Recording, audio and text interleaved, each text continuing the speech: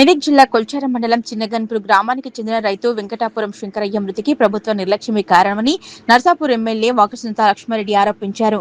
మెదక్ జిల్లా కొల్చార మండలం చిన్నగన్పూర్ గ్రామానికి చెందిన రైతు వెంకటాపురం శంకరయ్య తన పొలంలో ధాన్యం రాశుల వద్ద శుక్రవారం తెల్లవారుజామున గుండెపోటుతో మరణించారు.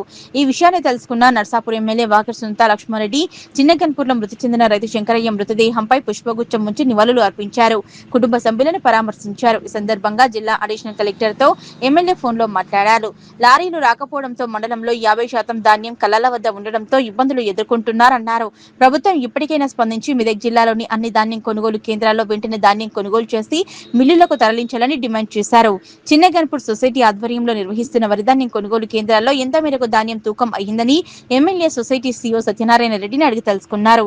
ఎమ్మెల్యే వెంట జిల్లా గ్రంథాలయ సంస్థ మాజీ చైర్మన్ చంద్రగౌడ్, సిడిసి మాజీ చైర్మన్ నరేందర్ రెడ్డి, ముత్యంగారి సంతోష్ కుమార్, కొల్చార మండల బీఆర్ఎస్ పార్టీ యువత అధ్యక్షులు Konapur Santoshrao, society vice chairman Pillala Rajagoud, BRS party నాయకులు పుల్లబోయిన మల్లేశం, బాగారెడ్డి, సోమ నరసింహులు పాల్గొన్నారు.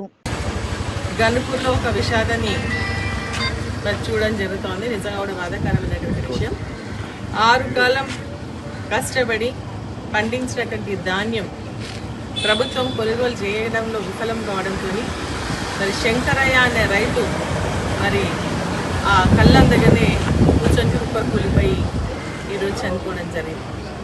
ఇది ముమ్మాటికి ప్రభుత్వ హత్యగా మరి మనం చెప్పాల్సినటువంటి అవసరం ఉంటుంది. ఎందుకంటే గత కొన్ని రోజులుగా మరి రైతులందరూ కూడా మా ధాన్యాన్ని కొనండి అని చెప్పేసి అడుగుతూ ఉంటే నిర్లక్ష్య ధోరణితో ప్రభుత్వం వ్యవహరించడం మూలానే ఈరోజు రైతు పండించినటువంటి ధాన్యం మరి పోలేనటువంటి పరిస్థితి మనం చూస్తూ ఉన్నాం.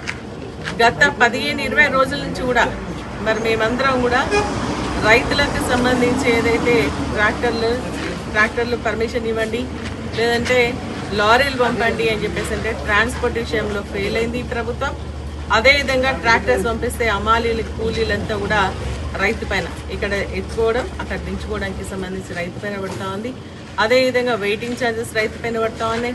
ఒక్కొక్క లారీని తీసుకొని రావాలంటే 16,000, 20,000 అడుగుతున్నారని చెప్పేసి చెప్తా ఉన్నారు. ఇవన్నీ రైతులు ఏ విధంగా భరిస్తున్నారని చెప్పేసి అడుగుతా ఉన్నారు. అయ్యా మరి ఏదైతే చనిపోవడం జరిగిందో అది ప్రభుత్వ హత్యగా మేము చెప్పేసి వర్ణిస్తా ఉన్నాం. ఇక్కడికి కలెక్టర్ గారు, అడిషనల్ కలెక్టర్తో కూడా మాట్లాడడం జరిగింది.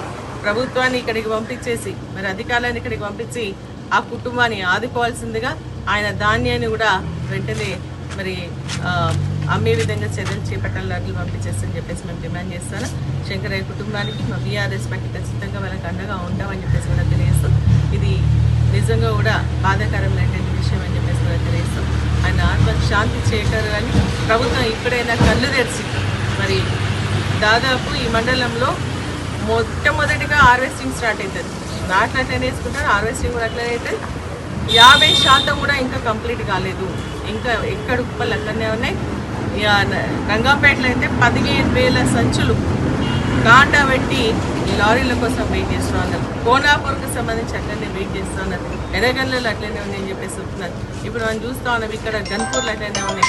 ప్రతి గ్రామంలో కూడా 50-60%. ఇప్పుడు నేను ఒక చావు పోతే కుంగోడ్లో మా పరిస్థితి చూడమా ఇంకా కళ్ళాలనే ఉన్నాయి వడ్లు అని చెప్పేసి అంటా ఉన్నారు.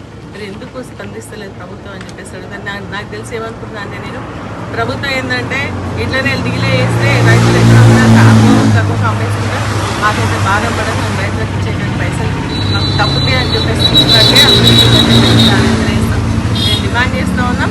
ఖచ్చితంగా ప్రతి లాస్ట్ గింజ వరకు కూడా కేసీఆర్ గారు ఏ విధంగా అయితే లాస్ట్ గింజ వరకు నానినా మరి ఇంకా ఏమైనా ఇబ్బంది అయినా కూడా కొనడం, అదేవిధంగా కొనాలా, రైతు ఖాతాలో వెంటనే డబ్బులు వేయాలా, అదేవిధంగా బోనస్కి సంబంధించినటువంటి డబ్బులు కూడా వెంటనే విడుదల చేయాలని